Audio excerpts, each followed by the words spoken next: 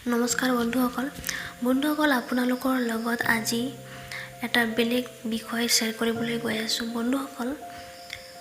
বন্ধুসকল যদি আপুনি কাৰোবাক বহুত বেছি ভাল পায় ন, যদি আপুনি কাৰোবাক সঁচা অন্তৰেৰে বহুত বেছি ভাল পায়, তেতিয়াহ'লে ক'ম যে বন্ধুসকল সেই ব্যক্তিজনৰ আগত আপুনি প্লিজ ইগ' নেদেখুৱাব, ঠিক আছে। মই জানো সেলফ ৰেসপেক্ট ইজ মোষ্ট ইম্পৰ্টেণ্ট, ঠিক আছে। মই এইটোও জানো যে আপোনাৰ আত্মসন্মান আছে। মই এইটোও জানো যে আপোনাৰ সপোন আছে, আপোনাৰ গোল বা আপোনাৰ লক্ষ্য ডাঙৰ হয়, ঠিক আছে। চাওক, সেলফ ৰেসপেক্ট থকাটো এটা খুবেই ভাল কথা, কিন্তু ইয়াৰ মানে এইটো নহয় যে আপোনাৰ সপোন আছে, আপোনাৰ সেলফ ৰেসপেক্ট আছে। ইয়াৰ মানে এইটো নহয় যে আপুনি যাক সঁচা অন্তৰেৰে ভাল পায়, যিজন ব্যক্তিক আপুনি আপোনাৰ জীৱনৰ লগৰী বনাব বিচাৰে বা জীৱন সংগী ৰূপত চাব বিচাৰে, সেই ব্যক্তিজনৰ আগত আপুনি ইগ' দেখুৱাব, সেইটো কেতিয়াও যাতে নহয়, ঠিক আছে। যাক আপুনি জীৱন সংগী বনাব বিচাৰে বা জীৱন সংগী ৰূপত চাব বিচাৰে, যাৰ লগত আপুনি চিৰজীৱন আপুনি কটাব বিচাৰে, যাৰ ছাপোৰ্ট আপুনি নিজে হ'ব বিচাৰে, সেইজন ব্যক্তিৰ আগত কেতিয়াও ইগ' নেদেখুৱাব, ঠিক আছে। বন্ধুসকল, ইগ' এটা এনেকুৱা এটা বস্তু, যি বস্তুটোৱে আমাৰ সকলোৰে জীৱনটো একেবাৰে তছনছ কৰি দিয়ে। ইগ' আৰু এটিটিউড। চাওক, এটিটিউডৰ কথা যিমান দূৰলৈকে, এটিটিউড থকাটো ভাল, কিন্তু পজিটিভ ক্ষেত্ৰত, ঠিক আছে। এতিয়া আপোনালোকক ক'ম, কিছুমান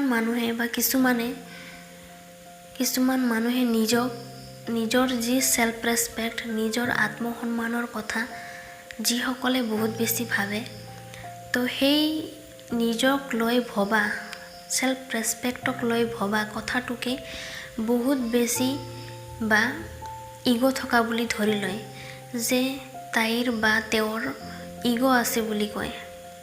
চাওক, এটা কথা ক'ম যে সেলফ ৰেসপেক্ট হৈছে সেলফ ৰেসপেক্ট, ঠিক আছে। ইয়াক কেতিয়াও ইগ' বুলি ধৰি নল'ব, ঠিক আছে। ইগ' এটা বেলেগ বস্তু আৰু সেলফ ৰেসপেক্ট এটা বেলেগ বস্তু, আৰু এটিটিউডৰ কথা যিমান দূৰলৈকে, এটিটিউড এটা বেলেগ বস্তু, ঠিক আছে। তো এটিটিউডটো পজিটিভ ক্ষেত্ৰত থকাটো ভাল বুলি কৈছোঁ, যে যদি আপোনাৰ এটিটিউড পজিটিভ ধৰণৰ এটিটিউড হয়, তেতিয়াহ'লে সেই এটিটিউডটো আপুনি ৰাখিব পাৰে। চাওক বন্ধুসকল, এইটোৱে মেছেজ আছিল যে আজি যাক আপুনি সঁচা অন্তৰেৰে ভাল পায়, খুব বেছি ভাল পায়, সেইজন ব্যক্তিৰ আগত আপুনি শিৰ নত কৰক, ঠিক আছে। এতিয়া আপোনালোকৰ মাজৰ বহুতে হয়তো এইটো ভাবিব যে শিৰ নত কিয় বাৰু কৰিম।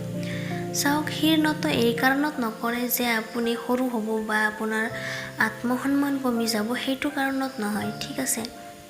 আপুনি শিৰ নত এই কাৰণত কৰি আছে, আপুনি যাক সঁচা অন্তৰেৰে ভাল পায়, শিৰ নত এই কাৰণে কৰি আছে আপুনি, কাৰণ আপুনি তেওঁক সঁচা অন্তৰেৰে ভাল পায়, তেওঁক আপুনি জীৱন সংগী ৰূপত চাব বিচাৰে, সেইকাৰণে আপুনি শিৰ নত কৰি আছে, ঠিক আছে।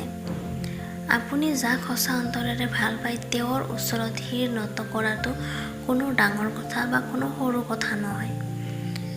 আপুনি শিৰ নত কৰা মানে এইটো নহয় যে আপোনাৰ সেলফ ৰেসপেক্ট কমি গৈ আছে, বৰঞ্চ আপুনি নিজৰ ফালৰ পৰা আপোনালোকৰ যি সম্পৰ্ক আছে, আপোনালোকৰ যি পবিত্ৰ সম্পৰ্ক আছে, সেই সম্পৰ্কটোক আপুনি ৰেসপেক্ট কৰি আছে। জাষ্ট এইটোৰ কাৰণতহে আপুনি শিৰ নত কৰি আছে, ঠিক আছে। তো ইয়াক কোনো ধৰণে বহলকৈ ল'বলৈ কোনো কথা নাই। তো বন্ধুসকল, আজিলৈকে ইমানেই আছিল। আকৌ লগ পাম এটা নতুন ভিডিঅ'ত। তেতিয়ালৈকে সুস্থ থাকক, ভালে থাকক আৰু সদায় হাঁহি থাকক। ধন্যবাদ।